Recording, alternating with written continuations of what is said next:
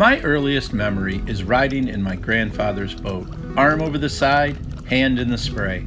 I've spent much of the rest of my life chasing this feeling. All of that has led to this, the wooden boat experience.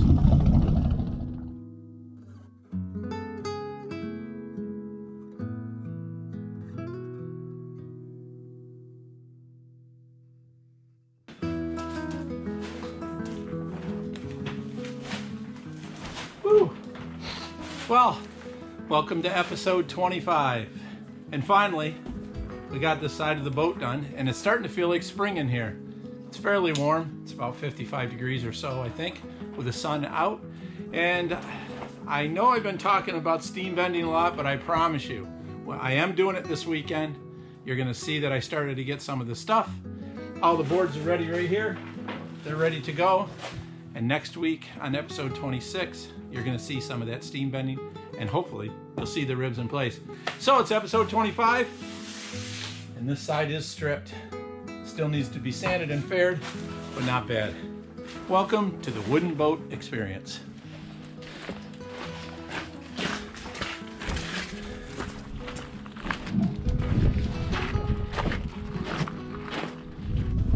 Everything good?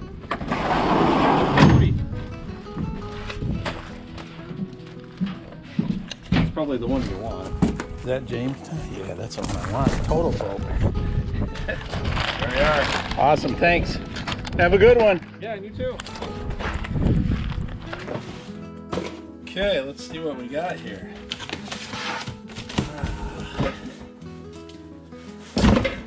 This is going to be part of our new steam bender. That's going to be our tank. And this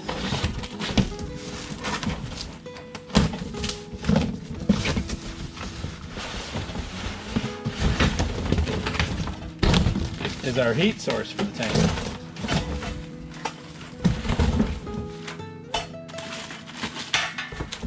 I only like to steal ideas from the best, and this idea came from tips from a shipwright. This is going to work really good.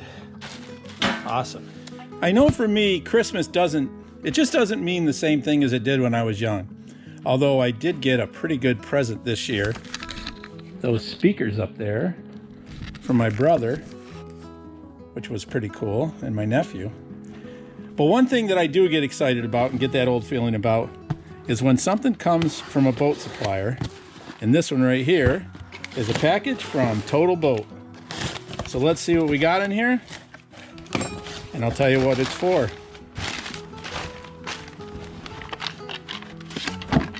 All right, a very nice, whoops, I opened it the wrong way, countersink kit.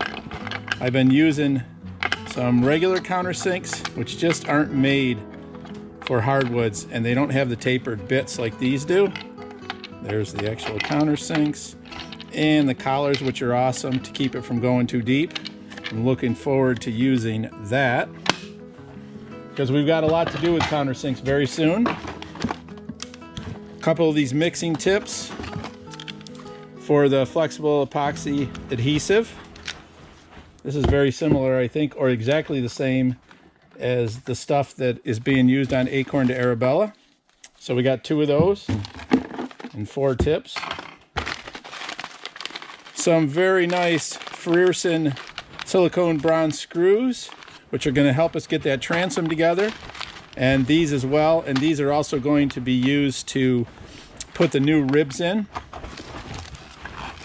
Some more bits for the Frierson, because Mike gave me those 2 bits, but I wanted to make sure I had enough around. And then some flat machine screws, flathead. And these and the washers and the nuts that go with them, which are right here, these are going to be for putting in the new strake that I've got just set in place here right now. And then lastly, we've got a couple of spare bits for the countersinks, just in case. So that's pretty exciting. I really like places like Total Boat because they are still providing the stuff that we need to work on these wooden boats. So this is awesome. A little bit of Christmas in March.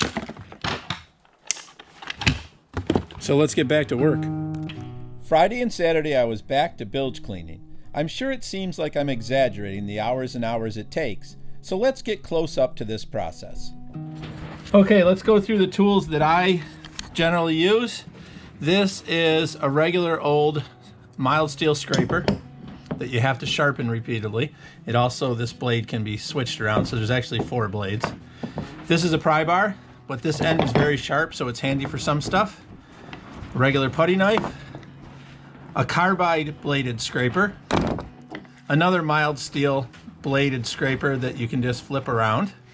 Nice for getting into tight spots. Flat bladed screwdriver, another carbide tip. This has 3 sides to it, but it's very handy getting into these little spots here. A wire brush, a smaller wire brush, and this is sort of a razor scraper. I don't use this very often, but it is handy for some things. Okay, so how do we make this mess look like this? Which doesn't seem great, but it is pretty much clean. All that's left to do on here is it needs to be washed with a good degreaser and water. Find a spot to put you guys. First thing I do is come in with this carbide scraper. You can see the grease coming off and any loose paint at the same time. I don't need to get rid of all the paint, just whatever's loose. Then I come down into it sideways. Then this one here. Now, if I wasn't recording this, I'd have the vacuum cleaner going the whole time and getting rid of some of this extra, but I will turn it on in a minute. I also want to get these ribs. Need to switch once in a while, come in with this. Now this thing is great for taking off some paint when it's really sharp, but it dulls pretty fast. But for getting rid of this grease and not damaging these ribs, it's nice for that. But the carbide is going to take stuff off a lot quicker as far as paint especially. You can see with the carbide you get right down to wood color. I mean, look at how much stuff is coming off there. That's all either grease, dirt, or some paint, but it's not mostly paint. There's not a lot of, even where it is painted on this boat, it's very little paint left. Come in sideways here, tight to that, same thing here. Now the whole time that I'm doing this, I'm also noticing whether these boards are good. And I would be able to tell right away. If I start scraping this and pieces of the board are coming off readily, then it's probably got trouble. Now here's a tough spot to get into. Start with this little one. I've got to get the side of the rib here and here. Tight in here. Will it reach under from the other side? No. So that's where you have to look at a putty knife. Pushing up this way. Realizing lots of times you're going against the grain when you're doing this of the plywood, so you got to be careful you're not digging in. This putty knife certainly isn't going to do the same job of cleaning up. It's not going to scrape any paint off unless it's real loose, but it is getting rid of all of that grease. All right, I'm going to do a bit more and then I'll show you guys what it looks like when it's done and vacuumed.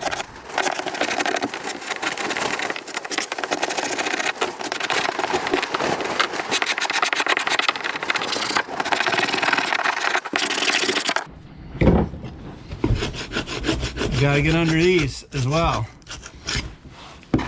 Now I'm going to move this out of the way so you guys can see how much crap comes out from under there.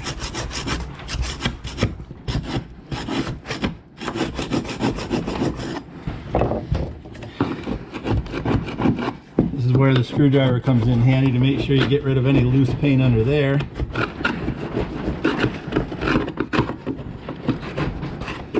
These limber holes, these areas where the water flows through, have to be clean. If they are blocked, water is going to gather, and that's usually where you see the rot on the ribs, is where the water's sitting there, and they never dry out. And they're not going to dry out in the summertime because there's usually water down here. But in the winter, that's when you don't want them. When it's sitting up on the hard, you know, you're out west, and your boat probably doesn't get winterized like ours do.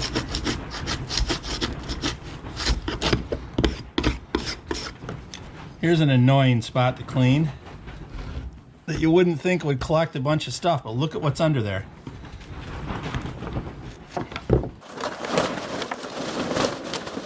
So, all this dirt and crap came out of this one section right here, this 8 inches or so, from about right here down. That's how much dirt and garbage is in there. And remember, this boat's already been vacuumed once and sort of lightly scraped off with a putty knife, and it was taken to the car wash, and I ran $12 worth of quarters through here just doing the inside of this boat. And I still come up with this much crap. And it was sat covered since then, or was inside. So it's not just a collection of stuff that blew in here. This is the stuff that is in your boat and is holding water in all these little spots and is causing everything to rot out. So don't forget about places like underneath here and underneath here. It's just amazing how much dirt and grime sits in these boats. Especially this boat obviously had a motor that was either leaking oil or burning oil or something. So, and it's old. It's a 1955.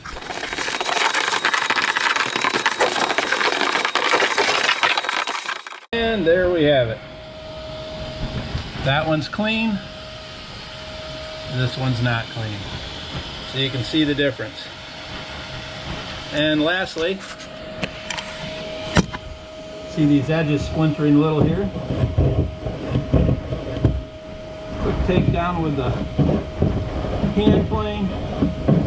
Nice little bevel on that edge. Now that won't peel off, already did here. Keeps those splinters from happening. Right here I'll have to do it with sandpaper because the plane won't work on there.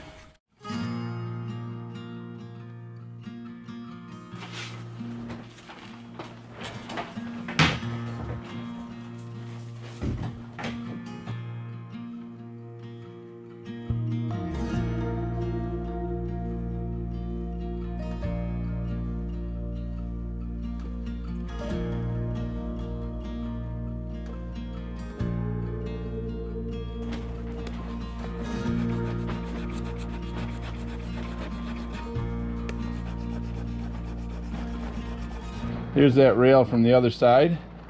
We're going to try and build a new one of these today.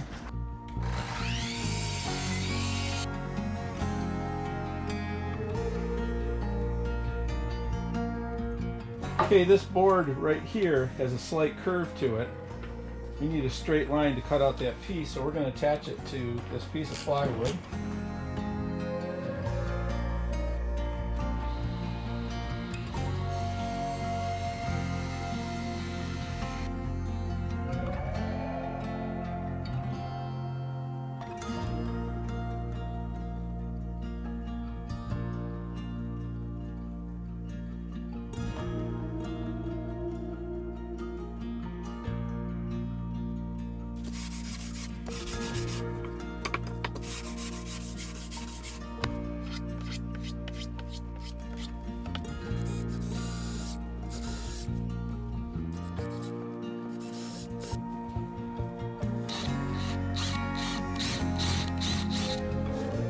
And now we have two of them. So the windshield ends up just about there, so that goes in the end of the windshield on top of this new covering board we built.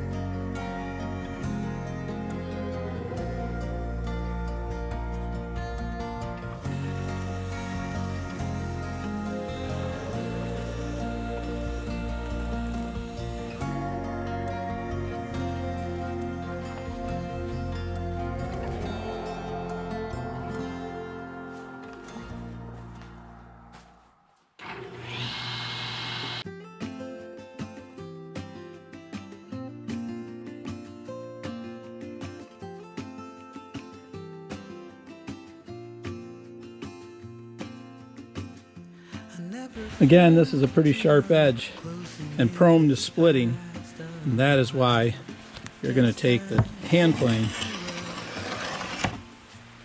3 quick light swipes over here, and you can see it breaks that, makes it nice and round compared to this, which is really square, and this will not splinter as much when we're bending it.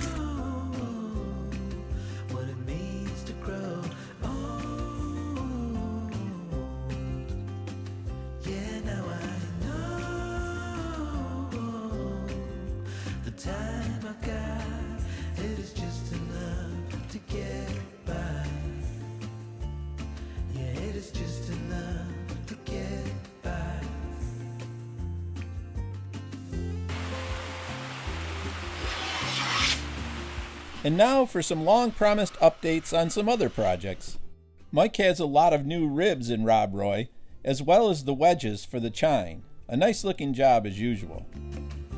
Mike is also refinishing this boat, built by some retired Alcoa aluminum workers. Yeah. Oh, it's called Sea King. That was underneath the thing. And here we are back at Tom Neely's boat shop, where Aziel Snyder is trying to get the hull of the Hutchinson back in order. So you got the keel in place. This looks good. You did here. Yep, Pat did that. And what did you do for the, what's the green? Is it the copper? Yeah. Looks pretty nice. And you're using the Atlantic white cedar for over here? As far as I know, it's Western Red. Oh, it is Western Red? I Okay. got it locally. And that's going to be, everything will be caulked and cotton, is that Cotton the plan? and caulk, yeah, we're gonna do cotton and caulk. If you really need even more of the wooden boat experience, check out our Patreon page. Thanks for watching. It is just